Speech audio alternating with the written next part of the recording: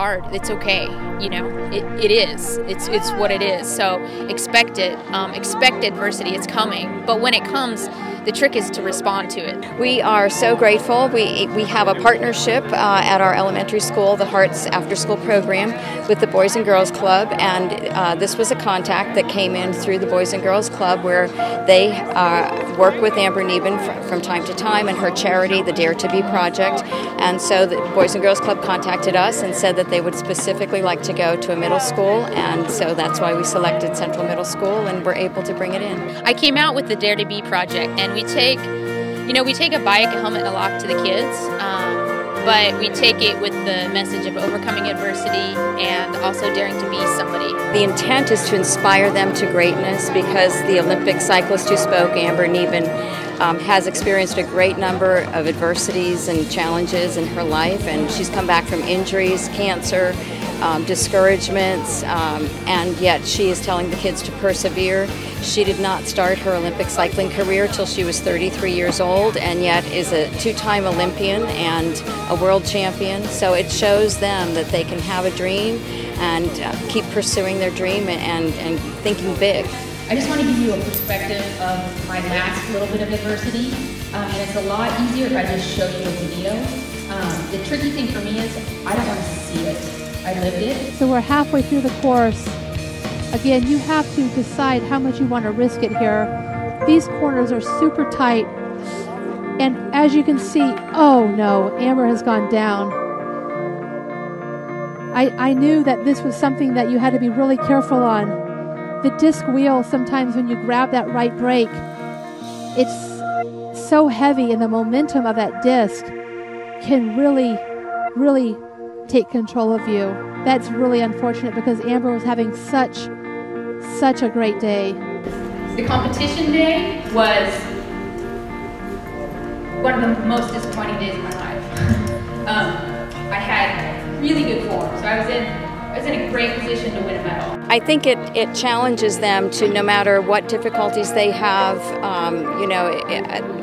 any difficulties that they're experiencing in their life, that they can rise above those difficulties and challenges, and they can still have a full life and dreams and achieve all of their dreams. You know, my goal really is to use the bike to get their connection, or to connect with them, but then to get them to think outside the box of their current circumstances, start dreaming bigger, setting goals, and start to take the steps to achieve those goals. We hope it inspires kids, you know. We hope it inspires them to be the best that they can be, and we hope that they give back, you know.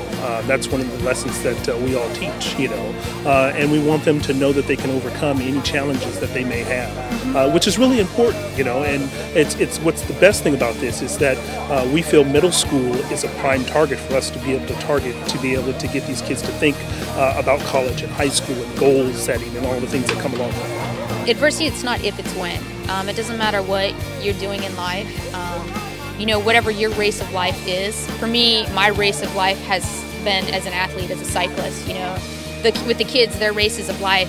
Right now, they're students, but you know, at some point, maybe they're going to try to be a doctor or a business person or a teacher. You know, whatever it is, they're going to have obstacles to both get to that point, but also once they become that. It's just really cool, like how she just pushed through. Like, it's really cool. It's, like, inspired me. And how does it make you feel to see these kids? I mean, clearly maybe they're not at the level of cycling as you, but they're so excited to have these bikes. How does that make you feel? It's incredible. It's so fun. And by all means, it's like there's very few people that do what I do, and I get that.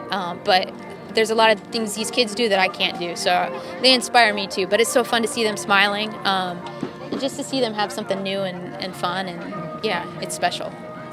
She's an Olympian. Like, dang. She's at our middle school. An Olympian's at our middle school, and I like met an Olympian. That is so cool. Hey, welcome back to another episode of Fresh Look. After Amber Neben became a hero to those Central Middle Schoolers, check out this hero's homecoming at Kennedy Elementary School.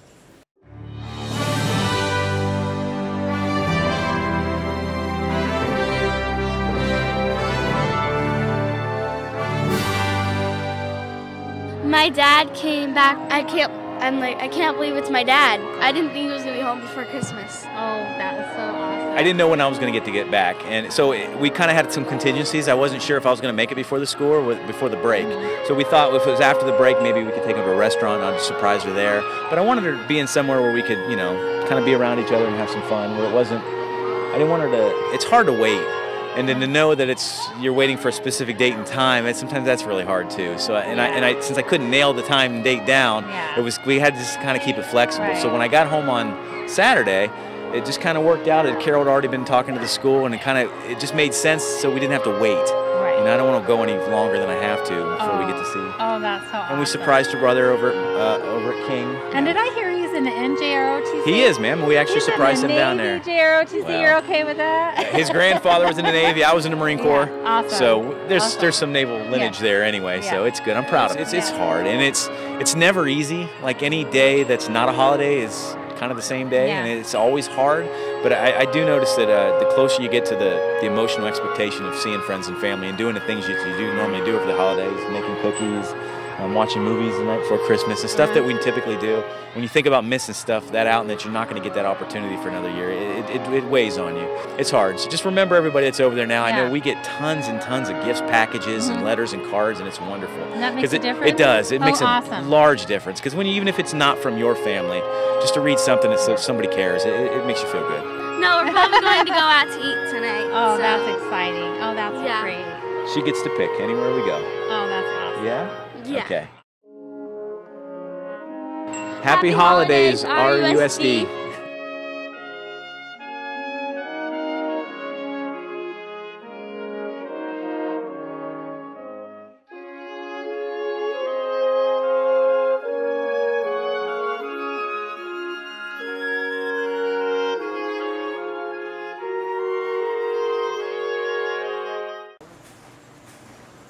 Welcome home, Darrell Stephen. Here's another military piece from Martin Luther King High School's NJROTC. Check it out.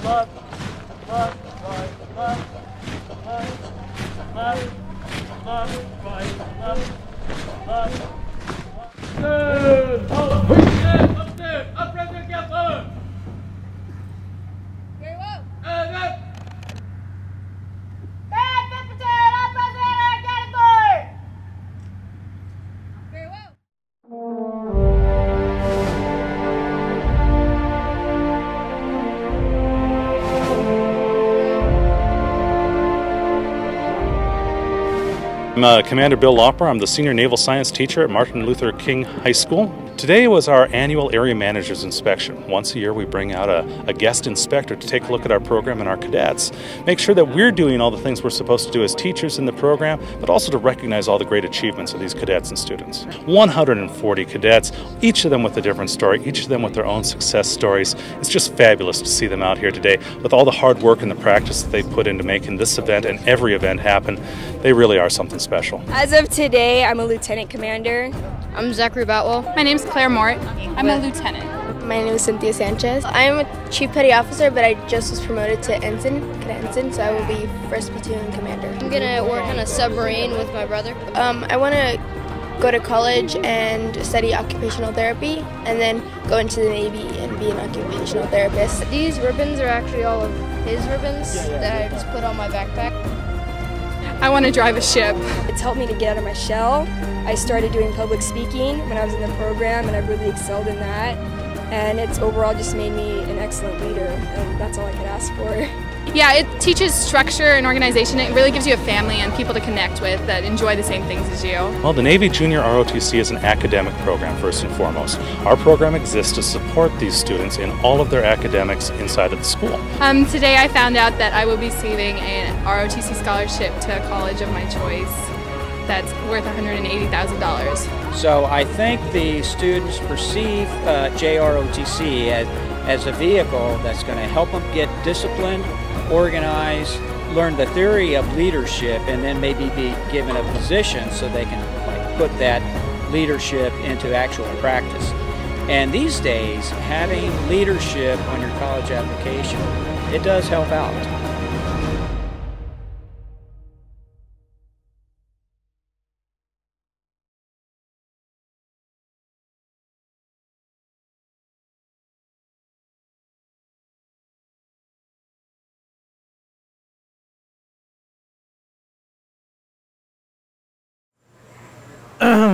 Ready? All right. Check out this Heroes Homecoming at After seeing the Amber Neben this Heroes Homecoming.